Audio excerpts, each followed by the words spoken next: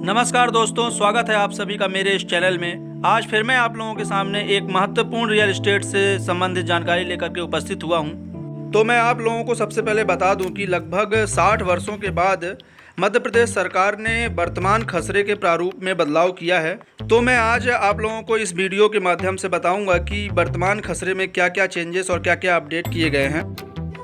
कुछ इस तरह से अब अपडेटेड खसरा दिखाई देगा और इसमें ख़ास बात यह है कि जो अपडेटेड खसरे में कॉलम नंबर रखे गए हैं वो 12 ही हैं और इसके पहले जो खसरा निकलता था उसमें भी 12 ही कॉलम हुआ करते थे। मतलब कि जो कॉलम नंबर हैं वो दोनों ही खसरों में समान हैं। अब आगे डिस्कस करेंगे कि इसमें क्या क्या चेंजेस किए गए हैं। तो सबसे पहले हम देखेंगे कि ऊपर ग्राम का नाम, पर उसके बाद पटवारी हल्के का नाम, फिर तहसील का नाम, फिर ज़िले का नाम और फिर वर्ष लिखा हुआ है जिस वर्ष का ये खसरा है। तो इस प्रकार इस अपडेटेड खसरे में यहाँ कोई चेंजेस इस जगह पर नहीं किया गया है। सेम यही चीज़ें पुराने खसरे में भी लिखी होती थी। अब बात करते हैं कॉलम नंबर 1 की। तो कॉलम नंबर 1 में अपडेटेड खसरे में भूमि के भाग की यूनिक आईडी दी गई है। पहले पुराने खसरे में कॉलम नंबर 1 में खसरा नंबर लिखा रहता था, किंतु अब अपडेटेड खसरे में हर भूमि को एक यूनिक आईडी दी गई है और उस आईडी को इस कॉलम नंबर 1 में लिखा गया है। अब बात करें कॉलम नंबर 2 की। तो कॉलम नंबर 2 में अब खसरा नंबर लिखा जाता है। खसरा नंबर या अराजी नंबर या फिर सर्वेक्षण संख्यांक लिखा जाता है। पहले कॉलम नंबर 2 में जो है तो रकबा या एरिया उस ज़मीन का लिखा जाता था, किंतु अब अपडेटेड खसरे में कॉलम नंबर 2 में खसरा नंबर या अराजी नंबर लिखा गया है। कॉलम नंबर 2 में ही खसरा नंबर के आगे कोष्टक के अंदर स्मॉल यस लिखा हुआ है और स्मॉल एस का यहाँ मतलब ये है कि उपरोक्त आराजी नंबर या उपरोक्त भूमि जो है वो एग्रीकल्चर पर्पस से है। यदि यही कोष्टक के अंदर स्मॉल पी लिखा होता तो उसका मतलब ये होता कि उपरोक्त भूमि डाइवर्टेड पर्पस के लिए है। तो यहाँ आराजी नंबर के साथ जो है तो उस भूमि का पर्पस बताने का भी उल्लेख किया गया है अपडेटेड खसरा में। जबकि पुराने खसरे में यहाँ पास सिर्फ और सिर्फ रकबा लिखा होता था और उसके नीचे भूमि का प्रकार लिखा होता था कि वो भूमि सिंगो है कि तालाब है कि भीटा है, इस तरह से वर्णन रहता था। लेकिन अब इसमें जो है तो अराजी नंबर के साथ साथ उस भूमि का एस और पी के माध्यम से भी इंडिकेट किया गया है।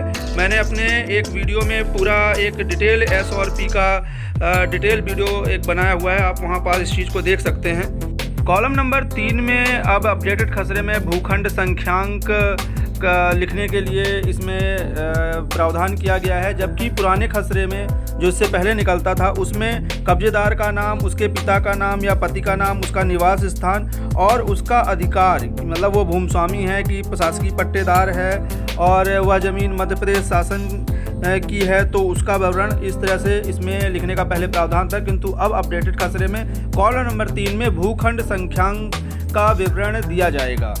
अब आते हैं कॉलम नंबर 4 में। तो कॉलम नंबर 4 में अब यहाँ उस आराजी नंबर का रकबा क्या है और रकबे की यूनिट जो है वो हेक्टेयर रखी गई है। उसका उस ज़मीन का पर्पस क्या है, वो एग्रीकल्चर लैंड है या फिर नॉन एग्रीकल्चर या डाइवर्टेड लैंड है, और उस ज़मीन पर कितना भू राजस्व या भू भाटक या लगान निर्धारित किया गया है। इन 3 चीज़ों का ब्यौरा अब अपडेटेड खसरे में कॉलम नंबर 4 में दिया गया है। जबकि पुराने खसरे में कॉलम नंबर 4 में मौर्सी काश्तकार के उपपट्टेदार का नाम, उसके लगान का नाम या फिर वह भूमि जो है तो कितने उस पर कितने भाग पर उस भूमि ज़मीन को पट्टे पे दिया गया है, इसका ब्यौरा कॉलम नंबर 4 में दिया जाता था। किंतु अब अपडेटेड खसरे में कॉलम नंबर 4 में रकबा और उस ज़मीन का एग्रीकल्चर या नॉन एग्रीकल्चर का टाइप और उसका भू राजस्व का विवरण अब कॉलम नंबर 4 में दिया जाएगा।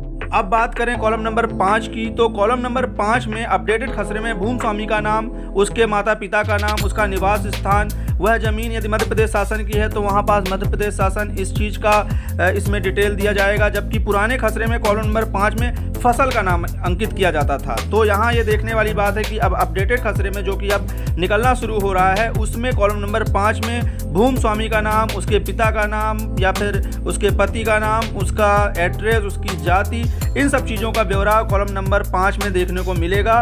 अब बात करें कॉलम नंबर 6 की। तो कॉलम नंबर 6 में अपडेटेड खसरे में प्रत्येक भूमि स्वामी के अंश भाग को लिखा जाएगा। मतलब कि अगर यह जमीन सह खाते में होती मान लीजिए सहखातेदार 3 होते तो कॉलम नंबर 6 में हर सहखातेदार के हिस्से को लिखा जाएगा 1/3, 1/3, 1/3 करके।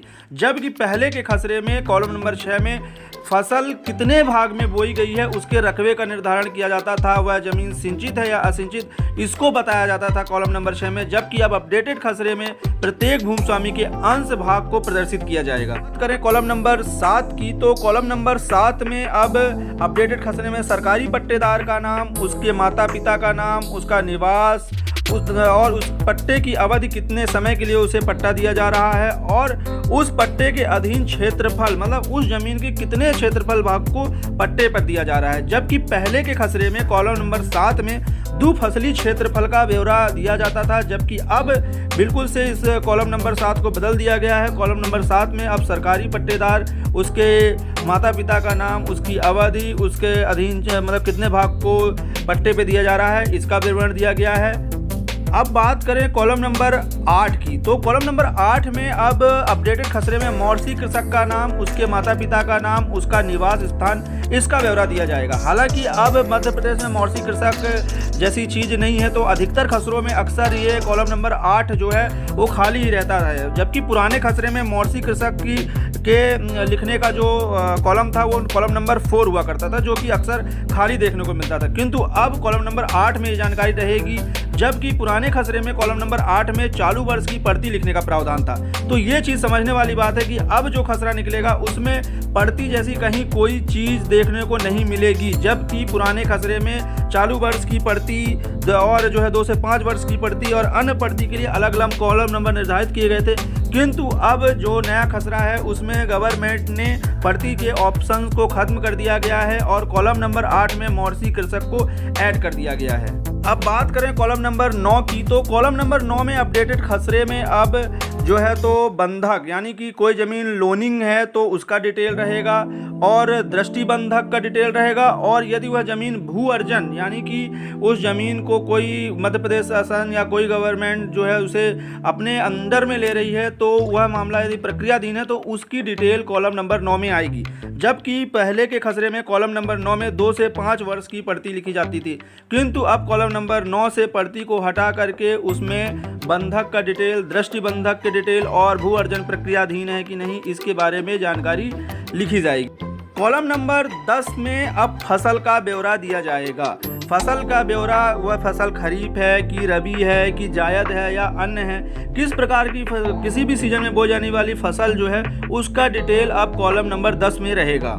पहले कॉलम नंबर 10 में अन्य पड़ती, अर्थात जो पड़ती 5 वर्ष से अधिक की होती थी उसकी डिटेल लिखी जाती थी, किंतु अब कॉलम नंबर 10 में फसल का नाम लिखा जाएगा, जो कि फसल चाहे खरीफ मौसम में बोई जाए, चाहे रबी मौसम में बोई जाए, चाहे जायद मौसम में बोई जाए। इसी प्रकार बात करें कॉलम नंबर 11 की, तो कॉलम नंबर 11 में अब जो है तो फसल का क्षेत्रफल, उस अराजी नंबर के कितने क्षेत्रफल में वह फसल बोई गई है उसका क्षेत्रफल लिखा जाएगा। जबकि पहले कॉलम नंबर 11 में खाते के बाहर जो फसल बोई जाती थी उसका ब्यौरा और उसका नाम और उसका क्षेत्रफल लिखा जाता था, लेकिन अब कॉलम नंबर 11 में उस फसल, जो भी फसल बोई जा रही है उस फसल का क्षेत्रफल लिखा जाएगा।